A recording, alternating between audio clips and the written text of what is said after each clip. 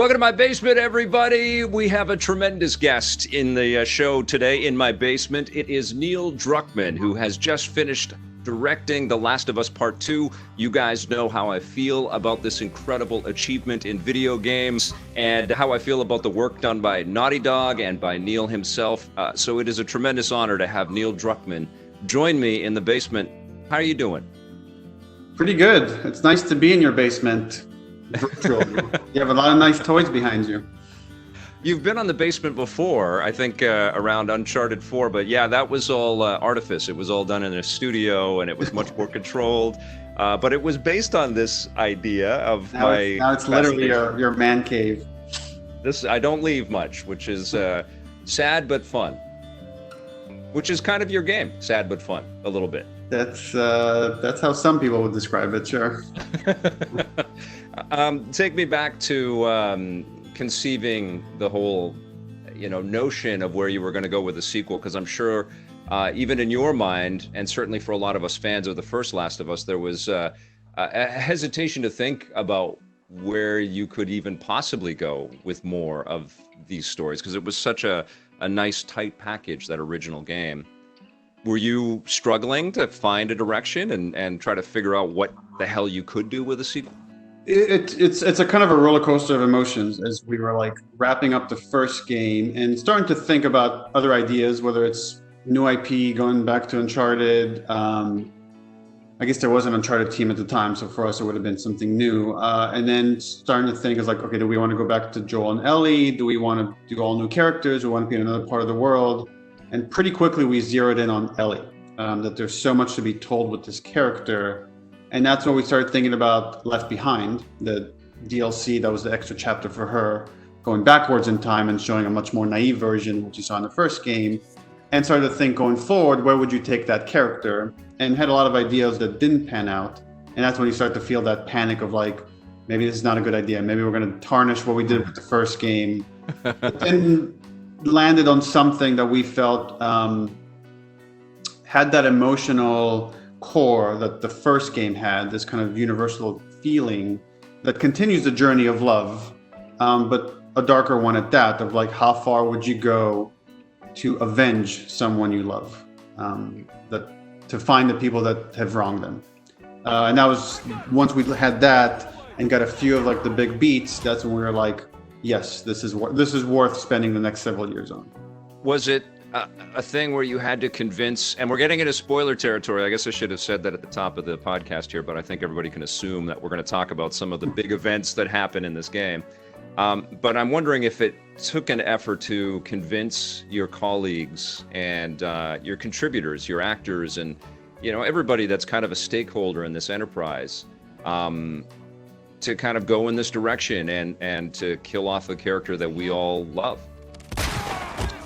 Yeah, not really, not on the big scheme of things. I think once we kind of talked about the inspiration, what this game is about, what we hope to achieve about empathy, of showing you two sides of this conflict, people were excited about the potential of a different kind of a video game story than at least anything we've experienced. I'm not saying there isn't something like out there, we just haven't experienced it. So then it was about the beat to beat. As you're building something out, there's constant, creative tension of people have different ideas, or some things land for some people, it doesn't land for other people. And it's you're wrestling with, okay, I can bring a lot of people on board. I can't bring everybody on board all the time with some, I think controversial is the word that comes to mind, but just touchy kind of storytelling techniques or narrative choices. I think it was hard, especially for some people that have joined Naughty Dog because of the love they had for the first game. Those were sometimes the hardest people to convince of like where we're going to take Joel, but even hard to say where we're going to take Ellie, because she's much more innocent going backwards. And as we've shown, you live and survive in this world long enough, it's going to corrupt you in some way.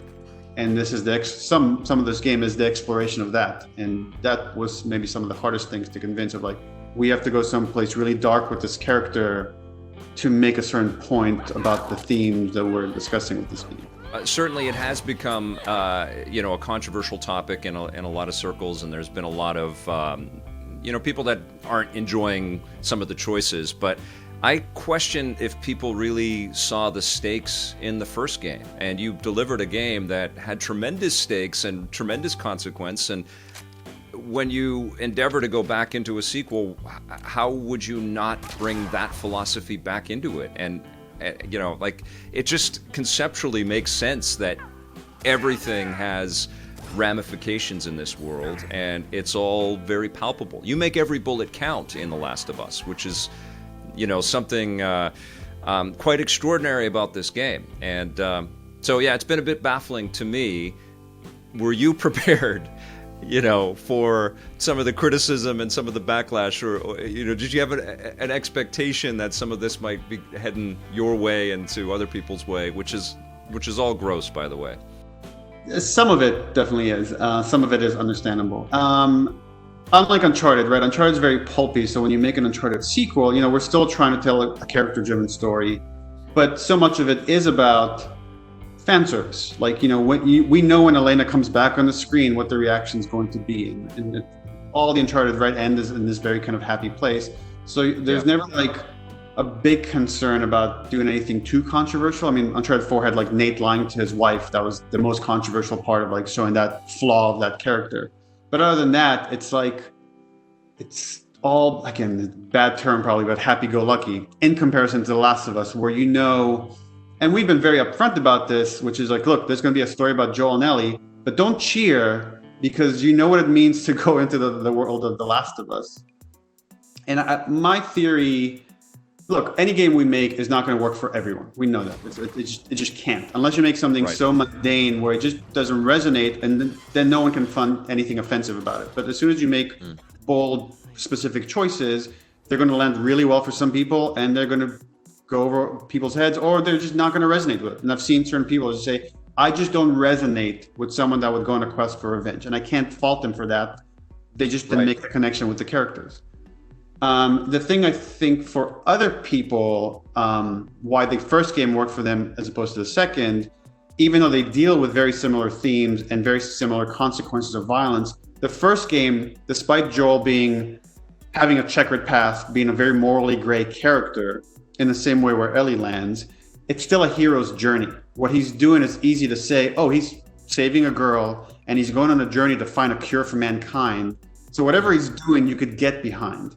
Here, it's like, I'm going on a quest to murder people that have wronged me. And that's, from the get-go, it's much more morally dubious of why you would go on that journey. It's not as relatable, I think, as the first game. And that's why the first one, you know, the morally dubious choice doesn't happen until the very end, when Joel says, or Joel decides, I'm going to murder people in this hospital, this doctor, Marlene, to save Ellie. That's where he's come as a parent. That's the choice he makes. And that's where some people, this deviant, like this divergence happens of like how they might feel versus how the character behaves. With Ellie, it's like it happens much earlier in the story of where that divergence can happen for certain people. And I think people kind of wrestle with how that makes them feel. So I was prepared for that. I was not prepared for, and maybe I should have been in hindsight, the kind of cultural war that happened around this game and aspects of it that, again, I knew, like, because I've seen it before, like Ellie being gay, I knew it'd be controversial for a certain group of people, because that happened when we did Left Behind and we said Ellie is gay. But it was like, maybe because fewer people played Left Behind, or because it was just like a simple kiss. It was very small and easy to dismiss. Where here, when it was that, and when the leaks happened and you saw like Joel getting killed, and then leaks of you playing as Abby got out, and then people assumed she was transgender, and in their mind there was like this political agenda of replacing the man with this trans character, and there were rumors that we worked with Anita Sarkeesian when we didn't. All that was just like the perfect storm for a lot of people to get very riled up. And as you mentioned earlier, it's like it got pretty vile and ugly with death threats and some hate speech that you always expect some of it being somewhat famous online. But to the degree that it happened, I wouldn't have expected in my wildest dreams. Well, and I'm sorry that you and the other creative people that have made this beautiful work of art, and to me it feels like, honestly, it feels like a $200 million indie game. You know, it just feels like a massive risk. And it's one of those types of games where you question, what are even video games anymore? You know, because it feels like you're basically playing through a very well scripted and performed television show, but you get to live in that world, and you can kind of consume that world any way that you want to a degree. Just to comment on that for a second. You're right in that I look at it as like, look, Naughty Dog games are going to sell a certain amount just because of the reputation that we have. Last of Us is going to sell a certain amount because of the reputation that we have. The gameplay that we make, it's somewhat mainstream sort of gameplay. I mean, we've put our own spin on it.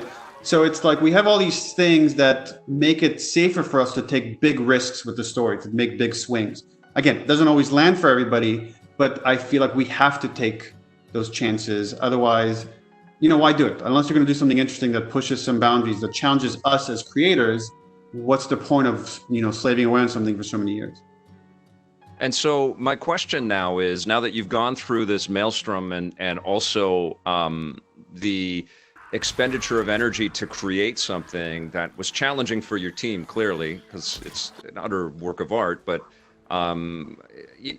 thematically and some of the dark stuff that you had to work on, and you've gotten some of this fallout,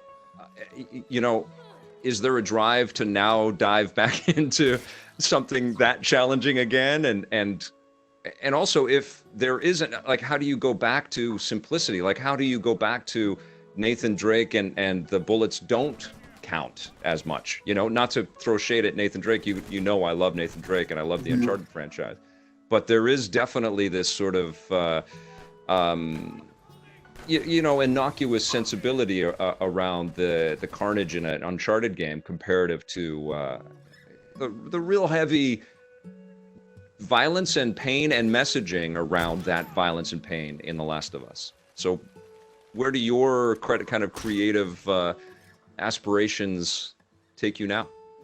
That's a great question, because it's something I am still wrestling with. It's like, when you ask me in like the darkest moments where we're getting the most hate, when the leaks happened before the game came out and no one was saying anything positive about it, if you ask me right on that day, I'd be like, I don't want to come near this franchise or these characters or any subject of this ever again. I don't know if it's worth it.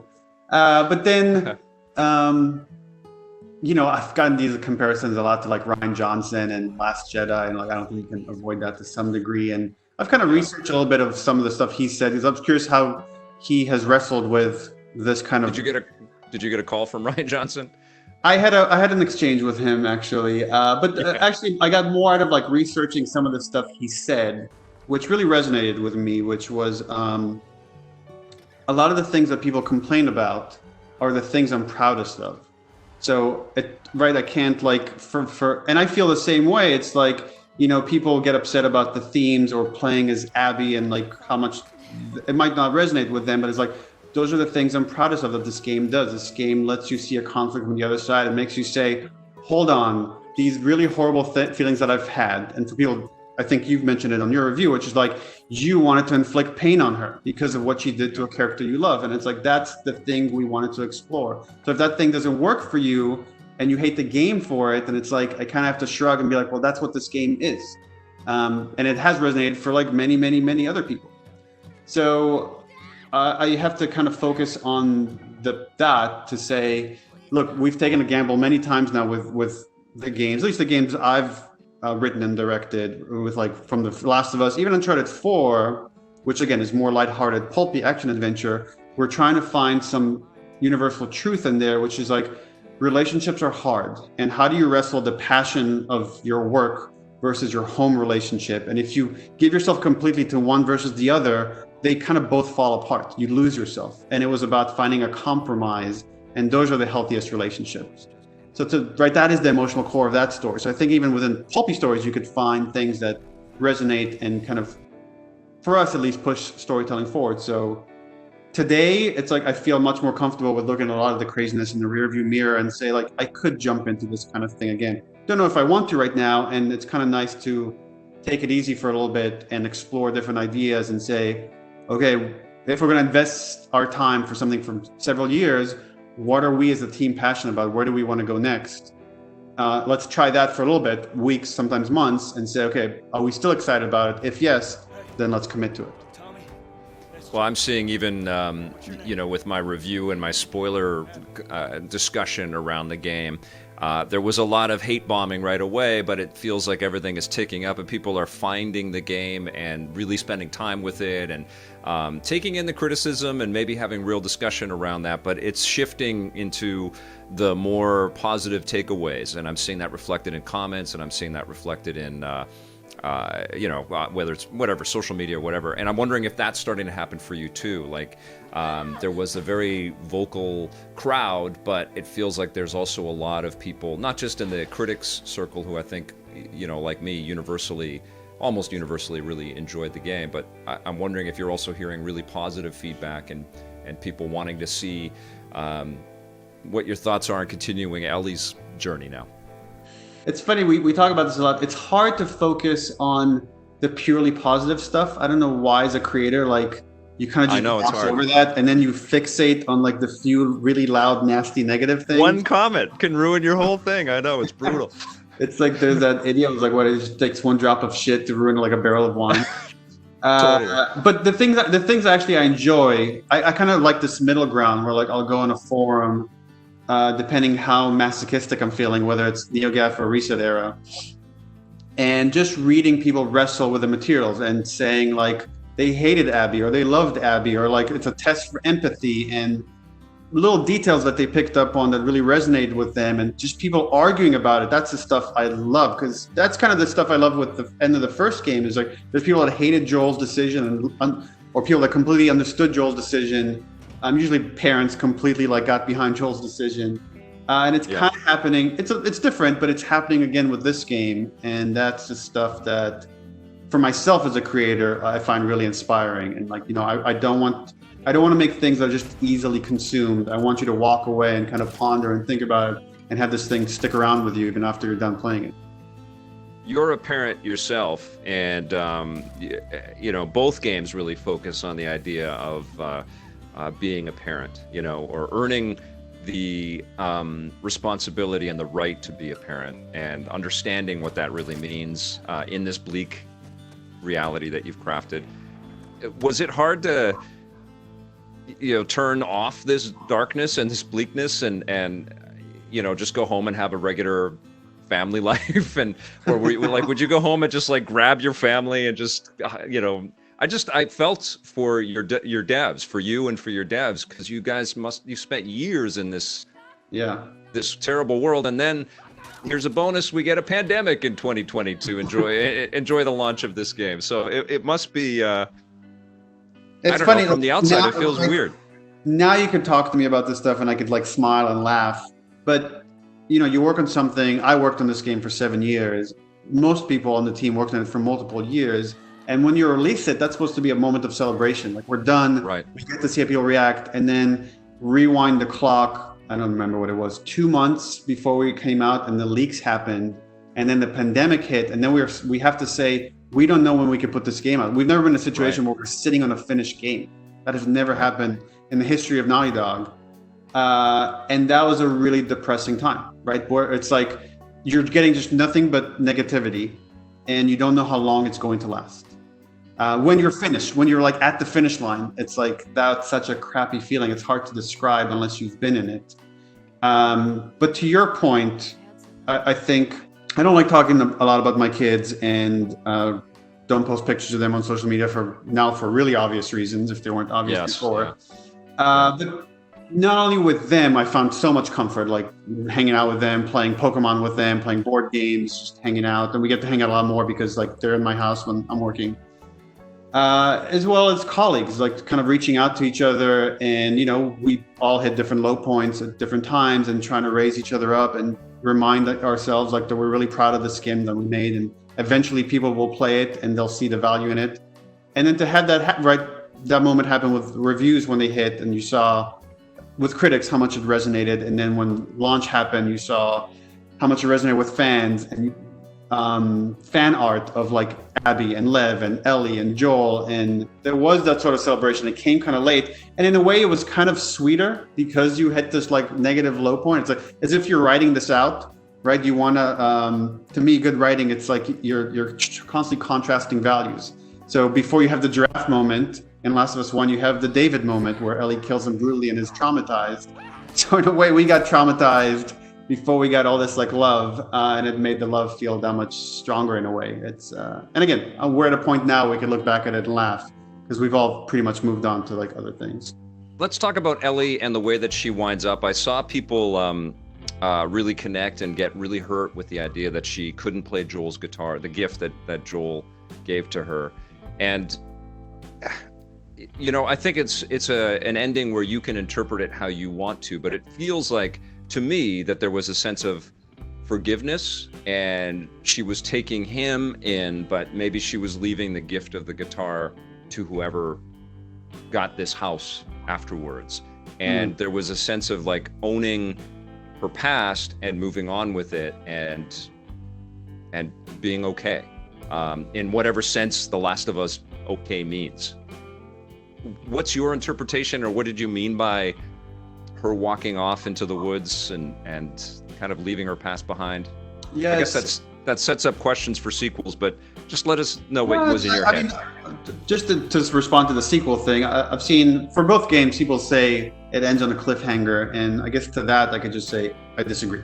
At least that's never been the intention, because I hate cliffhangers because you never know if you'll be able to come back to something. Like Last of Us was the first game I was the creative director on, and I was like, maybe I'm going to suck so badly I will never have this chance again. So this thing has to be able to stand on its own. And if I never get to make another statement about this, I'll be proud of it and just kind of look at it and not feel like, oh man, I didn't get to tell the trilogy I wanted to tell or something like that. And likewise with this game, it's like it took so much effort to reach this idea and this theme and what we're trying to say. It's kind of the same thing. I don't know if we'll ever come back to this. So this has to be a good ending on its own, as far as kind of the complete journey of these two parts. And then as far as the guitar and like where Ellie's at, sometimes you write something and you can't quite intellectualize it or articulate it, sure, put it in words like what it means, because you don't quite know what it means yourself. Right. And I've had certain interpretations that have actually evolved over time as I heard people talk about this, which has been really interesting, because some people say, you know, she's going back to Jackson to be with Dina. Some people say she's going off to find herself. Some people are like, oh, it's now she can fully forgive Joel, and that mirrors the forgiveness she has for Abby. Some people say the shadow of Joel and the decision he made at the first game has been hanging over her head for this entire journey, and now she can finally get past him. Now she could finally be independent. That even though he died, she wasn't fully independent. That's been a take that has been surprising, but also kind of like intriguing. I was like, yeah, I could totally see that interpretation. So I don't know where Ellie is going. That's kind of the thing. I think there is something about she can now reflect back on this journey and see how in many ways it was pointless. But in her just even recognizing that, that's like the start of, for lack of a better term, enlightenment. And there is, whether she goes back to Dina or not, she is on a journey towards a better version of herself, whatever that might end up being. So at the conclusion of a game like The Last of Us Part 2, you question the future of the medium. You know, it's almost fitting that this is wrapping up a generation of the PlayStation brand and the console.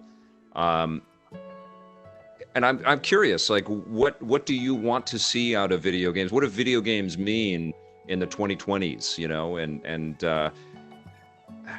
are we digging deeper into narrative? Are we digging deeper into more photorealistic storytelling that you know mirrors a lot of what we see in linear narrative, but allows you more agency and escapism that way, or is it more inclusive than that?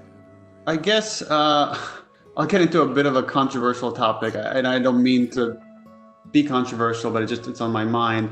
There was some controversy about someone compared this game, the feeling they had playing this game to the feeling they had watching Schindler's List. And I get why that's a poor comparison, because that is dealing with real subject matter. This is a fictional genre story.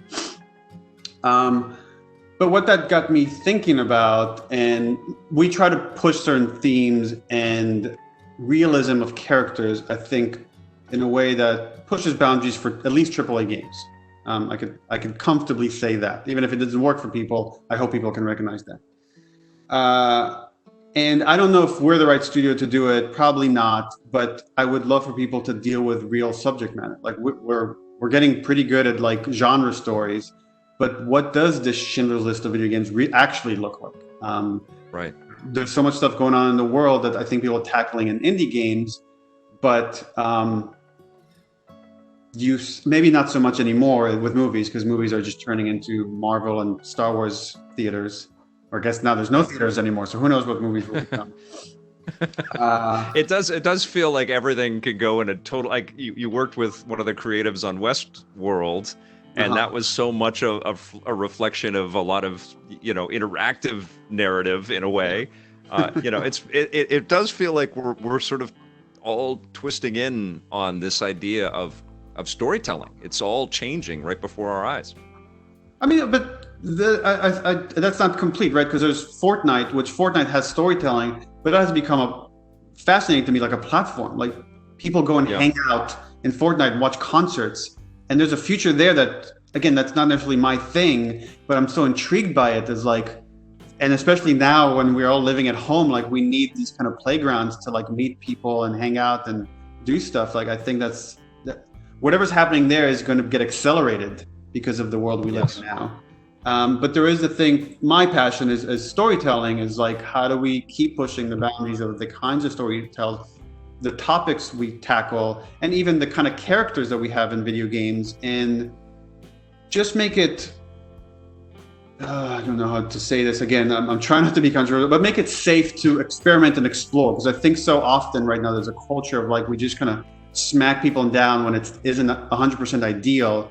And that's okay. Like, I want other creators to feel it's okay to not do it right. It's okay to be out there and get criticized. That's part of it. That's part of us experimenting and getting messy and getting all dirty. Like this game, I've said it's messier than the first game because in a lot of ways we're being more ambitious than the first game. It's a more complicated story that's trying to deal with more complicated themes than the first game. And that's why it's not as clean. Right? The first game is clean. It doesn't make it better. It's just the first game is a cleaner statement than this game is. And that's the stuff that kind of is intriguing to me. And I hope other developers get inspired, whether through our game or real world stuff, to kind of keep pushing that.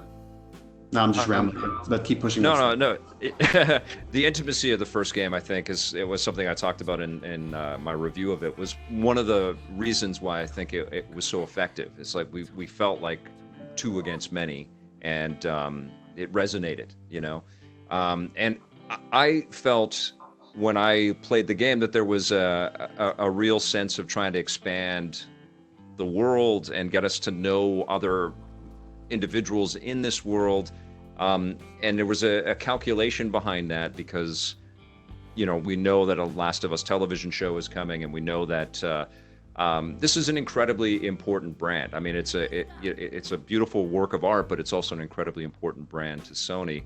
And I'm just curious if that was a conscious decision on your parts as creators and creatives involved here, and how. And I know that you're also involved in developing the linear narrative version of this brand. How do you hope that could even come close to what you've just delivered in a game like this? The good thing with the show is that we've teamed up with people we admire creatively. Craig Mazin, who was the creator and writer of Chernobyl, is just an incredible writer, and just has way smarter than me, better writer than me. I can say that comfortably, and just such a joy to discuss these characters that he's so passionate about with Joel and Ellie in this world, and hear his perspective on the material has been just kind of fascinating. So I think people talk about like how is it that you make these kind of games? It's like so much is just the makeup of the team. Like you get the right creatives in the room, you get the right actors in the room, and then you don't have to do much as a director. Like you just kind of step back and let people do what they're really good at. So with the show is like And the first thing was like, let's make a team, let's put together a team that is passionate about this kind of material, is passionate about gaming, that they kind of get what made this game special, so they feel comfortable walking away from that, because that's important. It's like, it's not about how Joel moves or how he punches, or I think that's a mistake sometimes you see in games where you'll see a trailer for, I won't say anything specific, but you'll see a character jump in a specific way like they do in the game, and it's like, that's not what we care about as gamers, right? That's not what resonated with the game. That works for gameplay. It won't work for this other medium. So it's about playing to the strengths of this other medium, and to say, you know, certain ideas worked really well in the game and fans are going to miss them, but they just will not work in this other medium, and we have to let them go. So having the confidence to move away from certain things that you might feel are intrinsic to the world or to the characters, but understanding that you kind of have to reinvent everything from the ground up and capture the emotional core. That's the thing that's important when you're focusing on the story. So that's where it's kind of nice to like not only team up with that team, but to be on a platform like HBO where it's not about action. You know, it's not about big set piece spectacles. Doesn't mean we won't have that, but we don't have to have it wall to wall if we're like, let's say, making a big budget movie. That pressure would be there where it isn't here. So that's where I feel like we have the right ingredients. We still might mess it up. We still might not do the right thing, but I'm very optimistic about it. Well, Neil, I loved the game, and you know, I'm a huge fan of Naughty Dog, and I want you to you know, give my regards to everybody on the team. I know that you can't actually see them in person these days, but when and if you do, give them a high five from me. I can't wait to see what you all are working on next, but it sounds like we're going to have to. But good luck with the show, and you know, I hope you get some time off and you can breathe and just enjoy what you guys have achieved. You know, this is a remarkable game. Thanks, man, and it's a pleasure talking with you again. It's always had fun talking with you. I'm glad now I get to see what your basement actually looks like. Well, just one small part. You get the whole tour when you come up to Vancouver in 2021 or so. Okay, I'm gonna hold you to that. All right, man. Thank you, Neil. Neil Druckmann from Naughty Dog joining us in the basement. Thank you so much for watching. We'll be back soon with some new content, and until then, play forever.